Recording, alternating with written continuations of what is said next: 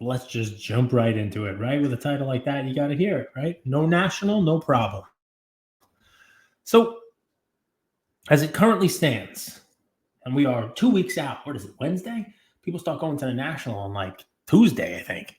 You know, people get out there Wednesday, they do events, they kick it off. Shows in full gear on Thursday, Friday, Saturday. Pretty sure the last couple of years I went out on Wednesday, got there early, had some events, some dinners, and that kind of stuff.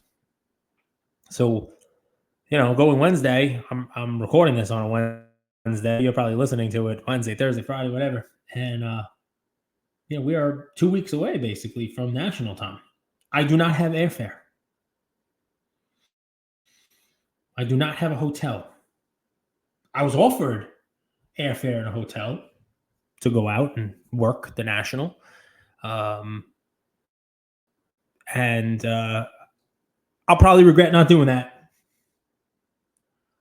But here's an episode for you. Just me, kind of what I do, right? A little free flow of information. Just dump the brain on you about what I'm feeling about the hobby, what I'm feeling about the space. And here we are a couple weeks ahead of national, and you're watching a lot of like road to national content. And you heard people talk about the national. You're going to have a million videos about bring a battery pack and baby powder for your nether region and comfortable shoes and stupidity and cash and blah, blah, blah.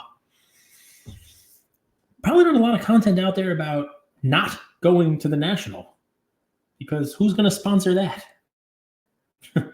Who's paying for an advertisement on that? Who's paying to hear you talk about not going to national? So let me start off with this.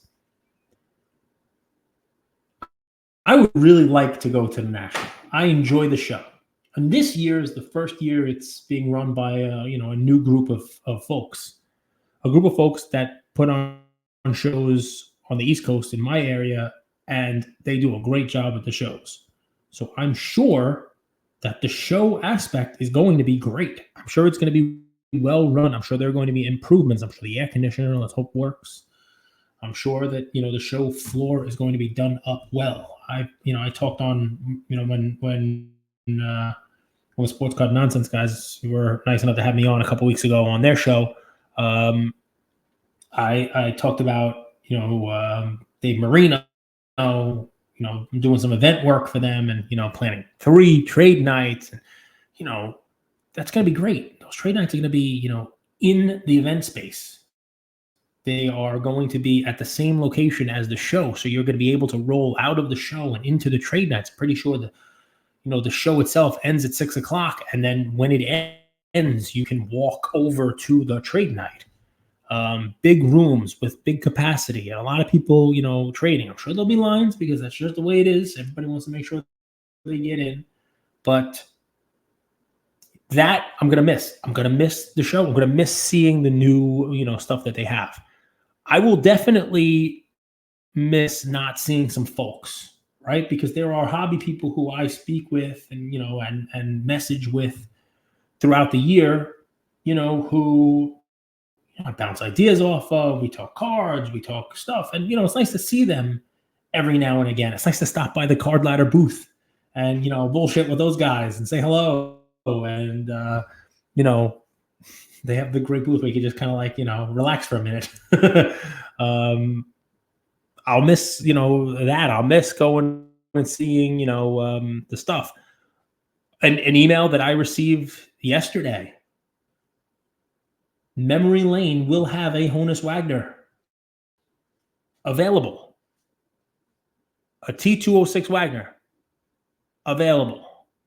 And I think the email said, come see it and hold it. That's cool. That's not something I'm going to be able to do at a local show. I doubt I'm going to be able to do it at Fanatics Fan Fest. It's the kind of event, the kind of thing that happens at the National.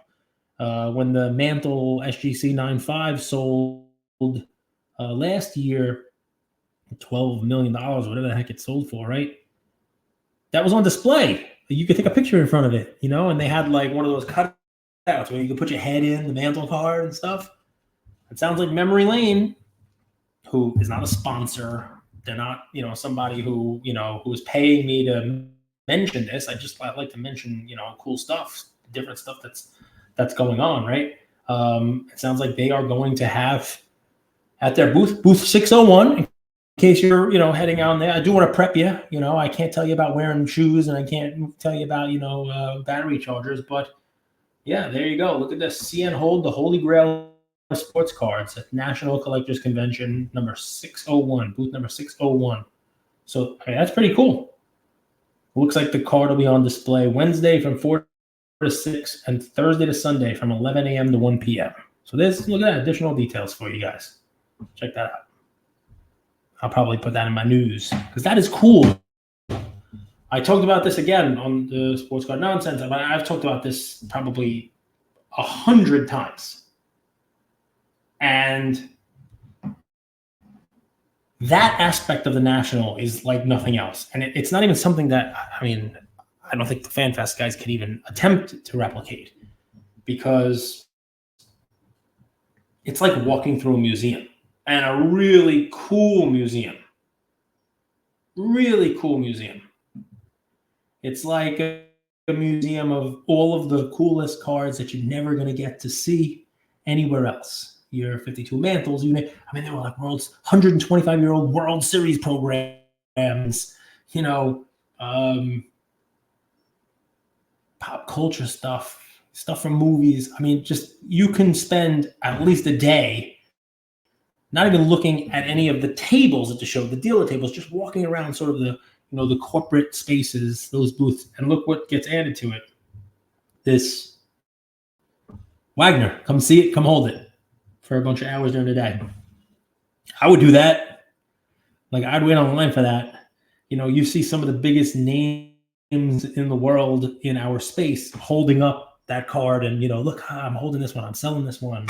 We a whole episode basically dedicated to it. The first episode talking about it with Ken Golden on Netflix, right? That card is it's iconic to say the least, right? So that's a cool thing. I definitely will miss that. I definitely will miss seeing what there is to be seen at the National.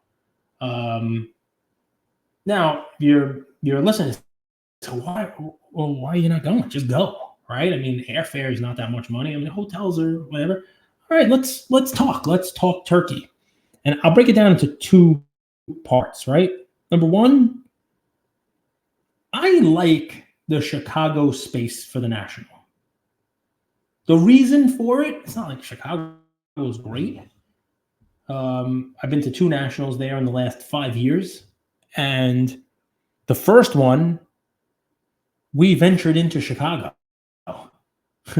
We tried to go, somebody threw an event like in downtown Chicago, and it was the same time as I think like Lollapalooza was going on. It was like music. It was crazy downtown. It was hard to get back. It was hard to get back to Rosemont, standing in line while Portillo's closed down and not getting to eat, right? But what makes Chicago great is the second time I went, I never even left Rosemont. I'm not renting a car or an Uber, whatever it is. I got on a plane. I got off the plane. I went from the airport in a cab to my hotel. And the hotels are, for the most part, attached to the venue. They have walking paths to the venue. They are around the corner from the venue. There are a half dozen hotels within a block of the venue itself. Okay? To me, that makes for a lot of convenience. I don't want to be fighting people for Ubers. I don't want to be renting a car. The hotels were not that killer in price. This National in Cleveland, the hotels are not at the venue. They're not across the street. They're not walking over. And the majority of people I know are staying 20 minutes from the event. All right. Are you renting a car and dealing with that? Or are you trying to get Ubers every day at the same time that the other 100,000 people who are at the event are going, the dealers, you name it? And if you want to, think about like how many people go to the event and try to, load and unload and get, Atlantic City, you couldn't park. You couldn't get near the event. You had a car, didn't matter. Atlantic City, shitty location, but at least the hotels were close. Like I walked from my hotel to the venue. I'm not gonna say Atlantic City is a great location or anything like that, but for me, convenience is a very important word. So that's one. So think about that. That's nothing to do with the show, right? It has nothing to do with what's going to go on in the event space. It's going to have nothing to do with, the show that they put on, the events, the trade night, you name it. It is merely, to me, the event in Cleveland is more inconvenient than I'm willing to put up with. Especially when you layer on 2, 3, and 4. So let's go to 2, 3, and 4. Number 1, Fanatics Fan Fest, which I know is not the same thing. I know it is not the same thing. But also the East Coast National, which is run by the same folks, and will have a lot of the same vendors and a lot of the same, companies. Maybe Memory Lane will bring the Wagner to that. Who knows? Are literally 3 weeks later, from August 16th to the 18th. And the Fanatics Fest location is 1 block from my office. Like it is, I can throw a baseball from my office window and hit the Javits Center. So convenience, yes. Same thing, East Coast National. It's an hour drive for me. I don't have to stay in a hotel. I don't have to fly anywhere. I don't have to do anything like that. It's not the National. I don't get to see, as many people from across the country and you name it. But the National for me this year, because of the inconvenience of it, it's to me, it'll be almost the same kind of explanation of why I haven't gone to the Burbank show yet. Like that's flying across the country for me. I'm sure it's a great show. I'm sure it's a lot of fun. But like I can't do a quick in and out on that. Like that's that is 2 travel days basically, So, it's a big commitment. Cleveland, not that far, but when you layer on the fact that the hotels are not that cheap and not that close to the event, I'd be going myself. I'm not bringing a business with me. I'm not going to be getting an Airbnb with a bunch of folks and splitting a car, renting a car, getting rides here and there, sharing with a bunch of folks. I would just be, typical me, walk around, and I couldn't talk myself into it this time around.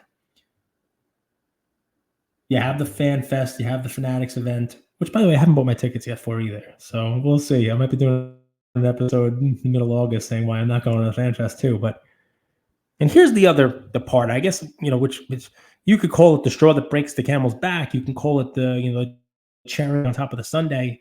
I'm sure I'm not the only person feeling this way. And maybe this will be what what my call to action is. My ask for you in the comments. I'd love to know if anybody else is feeling the same way about this. The space does not feel the same. It feels very different than it has the last couple of years. It feels very artificially inflated by gambling. There are a lot of people who were here the last couple of years that will not be there because they're just not in the space anymore. I feel like you could break down what you see of the hobby into a couple of groups. You're going to have the carnival barking influencers, right? Who are making a ton of noise. Mostly not about the cards, right? You know who I'm talking about. You do. There's going to be a lot of that. A lot of the videos, just, videos for the sake of making videos. A lot of cameras still. But I don't see as much videos of like the cards. Like, hey, here's what I'm buying. Maybe there's some of that, but I don't see as much of that. I just see videos for the sake of videos. But also the other side of it is I feel like there is energy in the space, a lot of energy. I'm not nervous for the businesses in this space. I'm not nervous for, the companies, the corporates, or even the people who are, enjoying the space. I'm not nervous because there is plenty of money coming in the space. But the money coming in is a different kind of money. The money being spent is a different kind of money. It is all more in the pocket that I'm going to call the gambling money. I feel like the breakers have had an increased presence year over year for the last, 5 years or so. And the repackers are going to have an even larger presence. I think that that's going to really dominate the show. I think that if people are really talking about, what's going on here, I think you're going to have, some of the same old dealers who are always there with their, their vintage stuff and their cool items that somebody like me finds cool, but 90% of the space will not. I think you're going to have your breakers pavilion with a lot of craziness going on. And I think, if those breakers are nimble enough, there's the ability for them to go out into the show floor and replenish their breaks right there. Buy their next stuff at 80, 85%. I mean, but what cards? The same recycled second tier downtowns, the same junk that is continuing to be recycled through repack and repack and repack. I guess I have a hope for the National, and it's maybe some of those folks who are spending their money in that, maybe they take a little bit of time and walk around some of the other parts of the National that have been there for more than a couple of years. I'm not saying repacks are new, but repacks have been around forever. I mean, I remember walking around a show as a kid and, blind mystery bags. It wasn't done as fancy. They didn't call them opals. They didn't have, fancy packaging on them. They just used bubble mailers. And there was a box and they would have a sign and say, okay, one of these bubble mailers is going to have, a really good card in it. Here, you could get this Darryl Strawberry, you can get this Don Mattingly. And you bought and you didn't get it. You bought it and you got Tim Tuffle instead of Darryl Strawberry, right? So the concept is not novel. The concept has been around for a long time. It's just now there's some serious money, serious gamble behind it. And the tech is getting better and better. And some of these companies are bringing cool tech in to add to it. And I guess the hope would be maybe some of these folks who have come into the hobby for that or are already here for that and enjoy that, maybe they walk the show and find something cool that they actually want to keep. Say that again. Maybe walk the show and find something cool that you actually want to keep, because that's an important part of the hobby. The hobby is built around collecting. I don't think anybody buying repacks is collecting. I think they're just trying to make money. I think they're hoping that they can put $100 in and get $200 or $300 out. I don't think people are buying repacks to hope to hit the Grail card and keep that card and add it to their collection. Nothing wrong with it. People gamble all the time. Just look at Las Vegas. It never really seems empty. But I would love, maybe it's pie in the sky dreams that'll never come true, but I would love it if some of those folks took an hour or a half a day and walked through the show floor and found a card of a player that they liked, or a player that meant something to them, or someone they want to root for. If they're a Kobe person, well, go buy a Kobe auto. Something that they take home with them, that they bought, they paid for, and they want to keep. Because that's kind of, I'd feel better about the hobby. I'd feel better about the space. And if there's any place to do that, if there's any place to kind of, mix together that gambling, that breaking, that repacking, and maybe make a collector out of somebody who came into the space, not as a collector, but maybe, just enjoying a game of chance, enjoying some gambles, this is the place for it. Personally, not going. because honestly, I don't believe any of these people want to actually collect cards. And that's just my take, guys. I'd love to know whether or not you think it's any. I'd love to hear if there's any comments. You send this to somebody who knows a repack breaker, repack participant, somebody who buys in and actually is keeping some of the cards or turned into a collector. That would be great to hear from. But I see it all too often. I mean, people buy into breaks to get the cards shipped to them, and they literally don't even open the box. They send the box off and get it sold. They use the money and buy back in. The closer we get to that slot machine, the easier it is to just continue to have that liquidity, that money in, that money out. I don't really know too many people who do that and also actually collect. Nothing wrong with it. Like I said, it's just part of the space now. But I don't know too many people who, when they're asked what a hobby is, say my hobby is slot machines. My hobby is blackjack. My hobby is gambling.